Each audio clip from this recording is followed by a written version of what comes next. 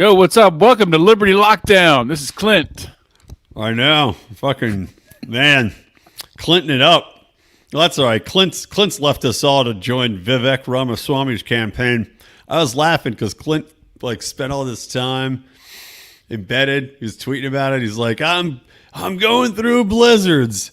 Yo, I'm going through blizzards with Vivek. And then Vivek just drops out. So obviously I blame Clint and fucking just hot boxing Vivek with whatever God knows he's eating.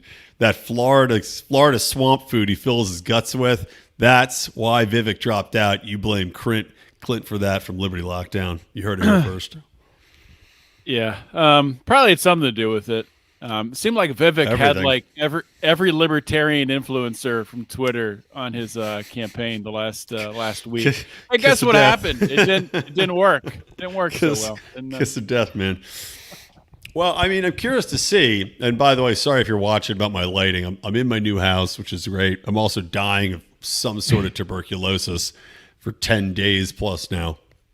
But look at this beautiful rainbow. It used to be my daughter's room. Now I'm covered in rainbows. It's like I'm ascending, Odie. I beat you to it. The rapture's coming for me, buddy. Looks like you lived life wrong. I'll see you later. What's the new? I forget the name of the movie. We just watched it like 2 weeks ago. It's with Seth Rogan and Franco. Where what is it, like End of the World or something? Oh, that James movie's Franco. old as hell. That's back when. How old is that movie? It's 10 years old, man. That's a great movie, though. It's hilarious. It is hilarious. But I'll tell you what.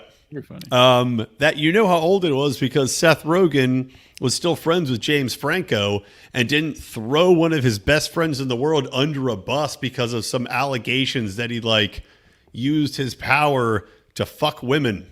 Because Seth Rogen's a left piece of shit with no qualms about instantly turning on his friends. Seth Rogen's such a piece of shit. I can't even watch his comedy anymore. And I used to really enjoy him as an actor, but he's turned me off just his personality is such dog shit. I can't stand him.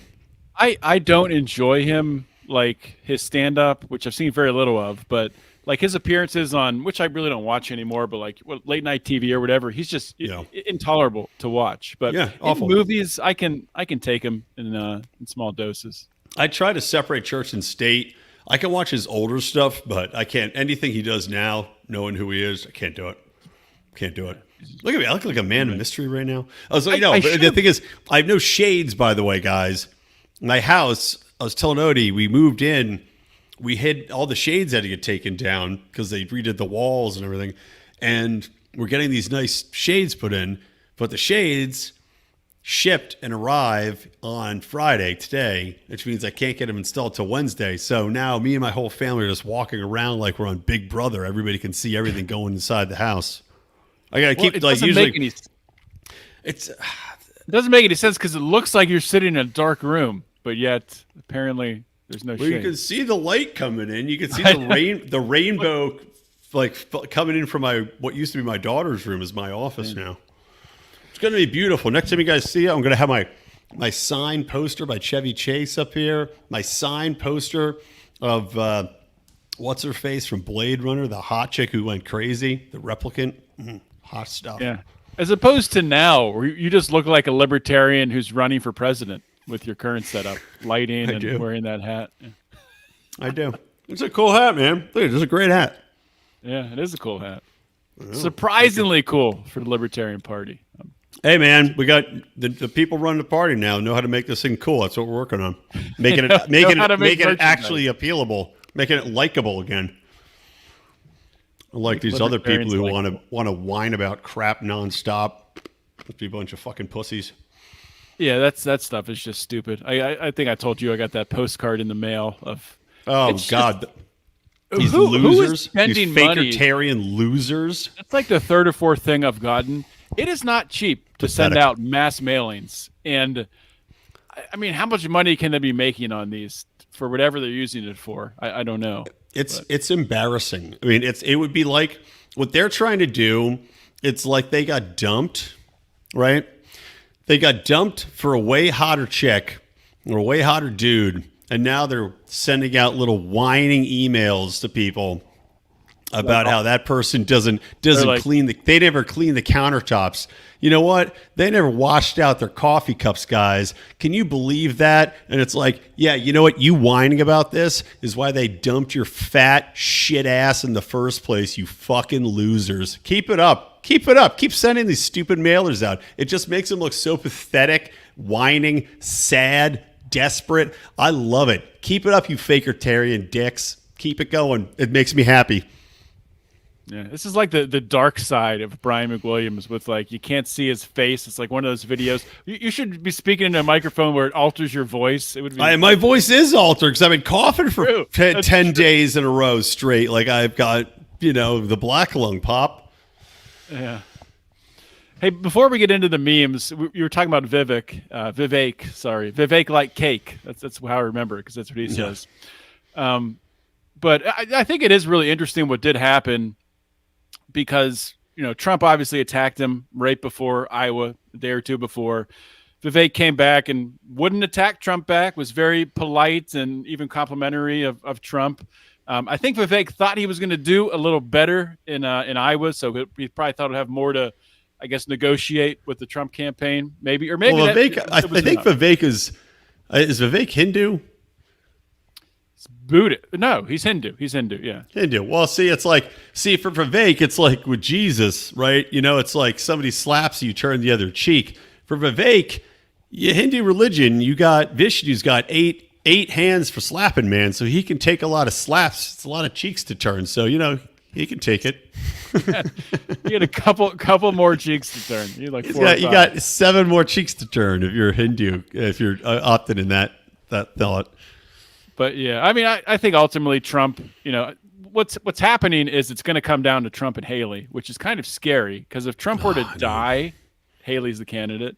If Trump somehow ends up in prison and can't run or he's off the ballot, Haley's the candidate, which is terrible. But that's what's going to happen. Well, I mean, it was interesting to see like Dave Smith had tweeted out something saying, like if there's one thing we should all be able to agree on, it's that Nikki Haley's the biggest piece of shit, and we need to take her out. Like she can't win. I agree. She cannot be the candidate. Like, and I think every libertarian should agree Trump is even better than Nikki Haley. Like she cannot be the candidate. She's only those evil. lefty libertarian idiots you were just talking about would say that Trump is worse than Nikki Haley because I see them on Twitter saying that. Of course. They're mentally debased. They don't know what they're doing. Yeah. But here's the question too: is like with Vivek, and I have no inside knowledge on this. I've not spoken with Angel about this yet because I have been dying for the past week. Oops. But I do wonder. I mean, if you're Vivek, there's plenty of time, man, to get back in the race, to jump back in as an LP candidate. And I don't think he will either because I think he's still opting to try to be VP, and I think he would be Trump's best idea as VP personally, but. I don't know. VP or somewhere in his cabinet. I mean, I think that's ultimately what he's gunning for. I think he's too charismatic to be Trump's VP, and not necessarily. Yeah, I think Trump's ego is too. Yeah, there's two alphas. I mean, you saw even when in New Hampshire, right after Vivek endorsed Trump and dropped out, he was introducing Trump and speaking before him, and you could see Trump behind him, like, I don't know about this, like, back and forth, and they had a really awkward like hug / handshake / whisper in each other's ear, and it was really strange. But, it was like, you ever see that movie Just Friends? It's a fantastic Ryan Reynolds movie with Amy Smart back when she was real delectable. I try to watch everything with Ryan Reynolds. He's hilarious. He is hilarious. But they did. So this movie, Just Friends, he's trying to bang her forever. And he finally gets this date. And at the end of the night, he goes up to give her a kiss. And he goes in for the kiss, but it's awkward. And he like hit faces. And then he grabs her by the hand. And then they just kind of jump up and down in place. It's super awkward. He's like, so how'd it go? He's like, well, I tried to kiss her, but then I just kind of ended up giving her a body shake. And it was like, So that was basically Vivek and Trump. Is that the one where he's really fat? And then he is really fat. Or is that what? Yeah, then he becomes super stud. It's one of my favorite movies. It's really, really funny. That's one of my favorite lines of all time too. I used it this past weekend when I was in the Poconos talking about skiing. He goes, You're Chris Brander. You're Hollywood. He's whatever, Johnny Knuckletoe. He's Jersey. He skis in his jeans. You haven't been skiing in the Poconos until you've seen someone skiing in jean shorts. That's, for sure. For sure. You're in the Poconos. Well, let me ask you, did you see, I don't know if this is one of your memes or not. I don't think it was one of mine. Wait, was it one of my memes? Let me check my memes. No, it wasn't. But this is one I thought was pretty funny. Babylon Bee had, and some leftist dickheads were getting upset about it. This one leftist moron was saying, Vivek, racism isn't real. And then he links to a Babylon Bee piece, which has Trump offers Vivek position running 7-Eleven inside White House. And I was like, well, that's just good fun, man. That's hilarious. And I guarantee you, Vivek probably would have laughed at it and did laugh at it because he's not an idiot. It, yeah. Oh, did it? Yeah, it's hilarious. And these leftist morons are like, yeah, see, racism. It's like, it's a joke, dude. It's a stereotypical joke. A lot of Indians run 7-Elevens. Everybody knows it. It's funny. Joke about it. Vivek doesn't give a shit. Nobody gives a shit. You know what? I just found this out recently. I need to look into this and confirm it's true. I think it is, though. Why so many Indians and Russians run 7-Elevens is because apparently there is some sort of tax break for immigrants. So this would be people who come in the country legally, legal immigrants, where they don't have to pay taxes their first, 3 or 4 years running a convenience store. What? So what they do is, That's awesome. when they immigrate into this country, they don't have to pay taxes. And then when they do have to start paying taxes, they sell it to their brother who just immigrated into the country. Oh, that's awesome. Wow. Yeah. Good job, Indians and Russians. Good scam, guys. Not even awesome a scam. Good them, loophole. But I mean, why can't Americans do that? Look, man, I agree. I'm not saying that we all should have that benefit. Look, I'm like Braveheart now with this light. You like this? Do I look like half Skullhead? Look at this fucking light. Look like something. Yeah, we all should have the exact same ability to not pay the taxes, but I am always a super fan of people taking advantage of whatever's there and then using it to the fullest of their ability. Fuck the government. Fuck paying taxes. Good for you for getting that business going. So that's why instead of killing off Apu, The Simpsons should have been highlighting what Apu is taking advantage of so that other people could take advantage of it. That's why The Simpsons became a shit show. Right there. Yeah, I agree. As soon as you start to bow to the woke crowd, it's all lost. But let's start into these memes. And this was MLK Day this past Monday. So we'll start with an MLK meme just to celebrate. And so you got the meme of the guy turning and shooting. But is this what's this from originally? This the turning and shooting. That's from the Eric Andre show originally. Okay, you know all the actual references. So it's that turning, shooting, the guy sitting in the chair, turning back, looking at the camera, and the guy in the chair is MLK. The guy shooting is the FBI, and it says MLK, the FBI. And then when the guy turns back, today we celebrate MLK. Love it. Of course, because they killed MLK, because he was anti-war and he was a threat to them. But they don't teach that in schools. My daughter's learned all about MLK this past week and didn't learn at all about how he was anti-war and all that stuff. But of course not. Well, there was a funny. I didn't use it in my memes, but I'd sent it to a few people. It was a great thing. It was like an inspirational meme about MLK. And it was like, hey, whenever somebody says that they don't have time for you, you just remember that Martin Luther King Jr. not only had time to start a movement, but also to cheat on Coretta. His Coretta Scott King. Well, I will say this about, whenever I see something like that, for example, or like there was that guy in Texas who had like 4 or 5 different engagements / wives. And it's like, all right, this guy definitely is a creep. This is weird. But part of you is like, that's kind of impressive. Like, how did he pull that off? Like, what is this guy doing? How does he manage his time? What's his calendar look like? How does he have a job? None of this makes any sense. I mean, Christ, can you imagine Mark Claire trying to have multiple families? Mark Claire had a mental breakdown running a karaoke business. let alone having 3 families all dependent on that karaoke business. I'd like to see that happen. I'd like to see that reality show. You have no idea how much goes into a karaoke business until you're behind the 8 ball with that karaoke business.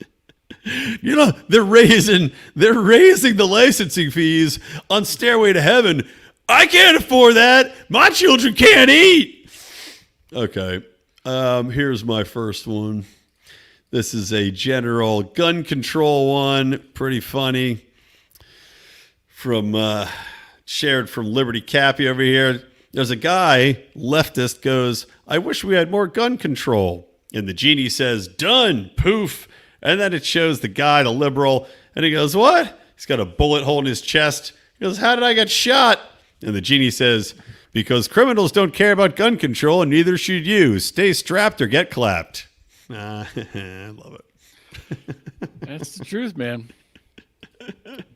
I was just watching the documentary about about the making of the Liberator gun. What the heck is the guy's name who went to prison? Oh yeah, the 3D gunman who put out the printing.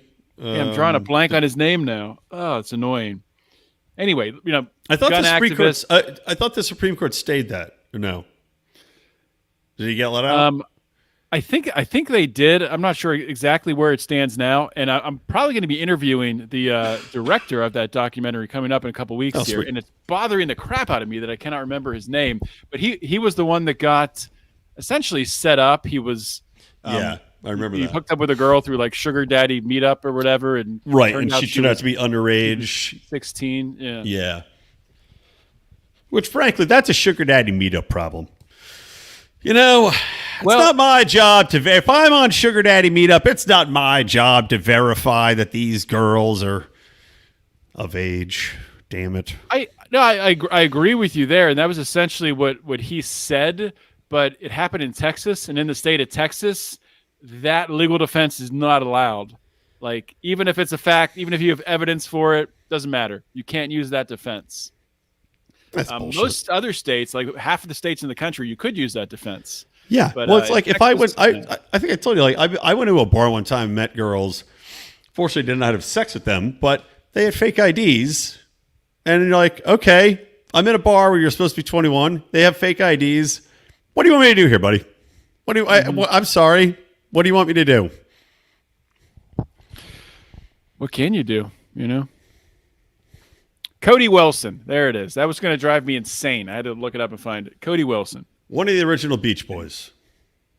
Well, I don't know what he's doing now, but because he kidding. stepped down from his company, it was still being operated as of last I heard. But anyway, so everyone's been talking about Javier Milei recently and his speech at the WEF, which was awesome. I just want to start off by saying that. Oh yeah, fantastic. amazing. Loved it. Incredible. The meme here says, get in, loser. We're off to Davos to destroy shit socialists. And he did, okay? Like, I love the speech, but there always has to be a but. Because the first thing I thought of is, why is Klaus Schwab allowing this guy to talk in Davos, to talk to WF, to talk to this crowd of socialists, and just slap them across the face with the free market? And there's some other angle there. I've heard people bring up, like, this is just a play so people think, oh, if we just elect the right person, then, that's all we need to do. A play to just get people to keep believing in democracy. I think maybe potentially it could be a play to empower corporations. Look at this. Rico. Maybe somebody named Rico's watching. We don't know for sure. Named Rico. Rico yeah, maybe. is watching? Maybe. I'm just trying to be like, if I was trying to be like Rico, I would have my hat back like this. I think that's more Rico there. Like that? Sideways? Sideways like a hood? There you go. But it's because libertarians have been blamed in the past for, the my private company trope where, Facebook infringes Rico's upon your probably rights. Rico's probably mad that we didn't invite him to come on here. Sorry, it was last minute, Rico. I didn't know if I was going to make it or not. I'm dying. You know that. I'm dying over here. Rico's nothing to do. He's just sitting there. It's a snow day. He's crying. Nowhere to go. Nowhere to go. He's crying, waiting to get hit in the face with a snowball, just as the introduction to the brand new first episode podcast. I hope you all listened to it this week. Played yesterday for Meetup Daydream because I couldn't talk. So I do have a question for Rico about that. I have to ask him next time he's on the show. I assume that his son threw the snowball at him for that take. Yeah. Couple questions would be how many takes? So how many snowballs? And was the snowball supposed to hit him in the face, or did his son just kind of add that twist on his own? You can ask all these questions live, Odie, next Thursday when we do our next live recording of the show. Maybe I will. Tune in. 6:30 p.m. every other Thursday. The next show will be next Thursday, which is, I don't know, my phone's not in front of me. The 27th, I think. Anyway. All right, I'm sharing a meme. Did you share a meme yet? This is taking forever. It's the longest build up this. What are your thoughts on Malay and that speech to WEF? Is it just pure, beautiful free market brilliance and there's no downside? I think what he said is pure free market brilliance. The downside, as you said, is that they're going to use it as they had him up there, I think, hoping that he would embarrass himself so that they could cut the clips up and then debunk them and use them to twist as a counterpoint. But I think that what he's saying and what he's doing might be so potent and so effective that it's actually going to end up fucking them right in the ass. But the people that he's speaking to there, they're not listening anyway. The mistake that they made is actually letting the speech get out on the internet, because that's where it's powerful. And that's where having people analyze it and say, okay, what's the point of this? He's saying this. What's he really saying? Is he preaching? Good.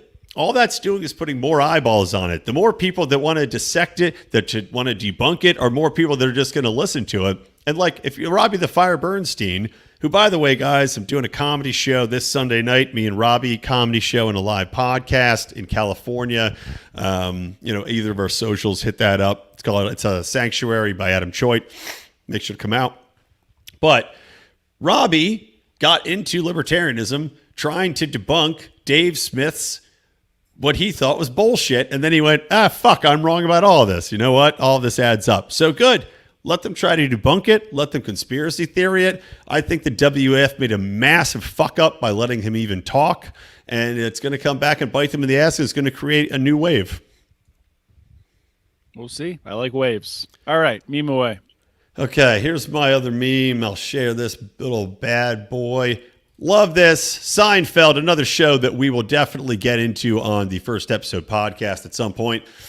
It's got Jerry looking at George Costanza, and it says on top, whenever the government tells me I'm not allowed to do something, and Seinfeld's looking at George, and he goes, the very fact that you oppose this makes me think I'm onto something. I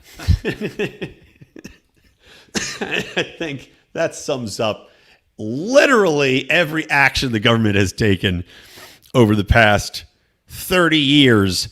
If they're against it, it makes me think probably onto something. Well, that's kind of my thought on the Javier Milei speech at the WF, but in the reverse.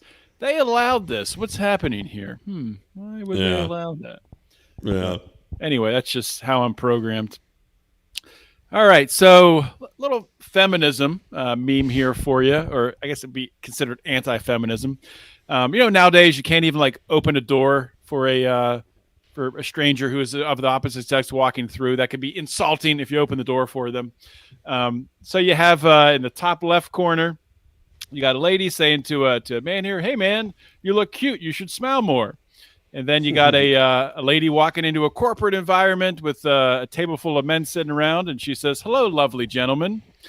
And then you have a corporate boss lady and a guy who's fixing her computer, and she says, he's fixing his own computer. "You fixed your own computer. You're so smart. That's impressive." And he says, "Thanks." And then you have an older lady in like a nursing home, and I did not read this thoroughly ahead of time at all. Nope. Checking out, and she says, "You look way too good to be a cashier," talking to the guy behind the counter. And the point of this is if these were all reversed, these are all somehow insulting to women. But if these happen to men on a daily basis, this was posted by a friend of the show, longtime supporter Justin Campbell, and Justin said about it, dudes would remember this moment for life and let it drive them to strive for greatness, and that's true. Like we would take it truly as a compliment, but it's women have been brainwashed by this feminist movement that if men say anything remotely like this to them, that they are, it's the patriarchy and, it's not equality and they're holding their power over them or something. So it's just nonsense. Yeah. And also, by the way, if any of you are out there in relationships or married, women will say, like on the street, like, oh, tell me to smile more. Oh, guy said I have a pretty smile. He's just, being flirtatious, these guys. Meanwhile, if you're married, your wife will be like, why don't you ever tell me I'm pretty? Why don't you ever tell me I have a nice ass? Why don't you ever whistle at me? So you can't have it both ways, you bitches. Figure it out. All right. Last one, then we're done here. I got to tune in for Brian's next podcast, Marital Advice with Brian McWilliams. 100% divorce rate for listeners. Not true, man. My relationship's fantastic with my wife. Okay, so here's my last one. This was, I think Jason Carrier, a longtime supporter, also sent this to my way, but this is pretty funny. It just shows you how these fucking leftists, man, they'll take something and make it into something like it's evil. But Sarah Huckabee Sanders says Trump told her to, quote, take one for the team after Kim Jong-un winked at her. Now, who knows if he actually winked at her or not, but it's pretty funny. It says he told her to take one for the team, and then he continued, well, Sarah, that settles it. You're going to North Korea and taking one for the team. Your husband and kids will miss you. You'll be a hero to your country.